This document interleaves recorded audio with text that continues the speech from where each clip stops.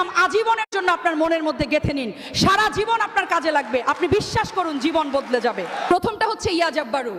জীবনে যখন অনেক কষ্ট পাবেন, কাছের মানুষ যখন আপনার হৃদয়টা ভেঙে চুরমার করে দেবে, তখন প্রতিদিন এটা পড়বেন। এর মানে হলো, হে ভগ্ন হৃদয় জোড়া লাগানোর রব, তুমি আমার এই ভাঙা হৃদয়টা জুড়ে দাও। দেখবেন ভেতর থেকে এক অদ্ভুত প্রশান্তি পাবেন। দ্বিতীয়ত, আপনার যদি রিজিকের খুব অভাব হয়, পকেটে টাকা না থাকে, তখন পড়বেন ইয়া রাজ্জাকু।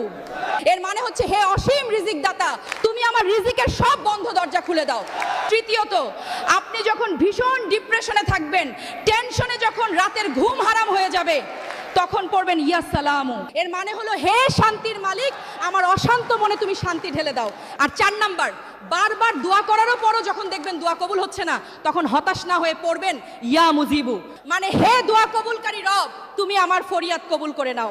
ভিডিওটা আপনার সেই প্রিয় মানুষ বা বন্ধুকে শেয়ার করুন।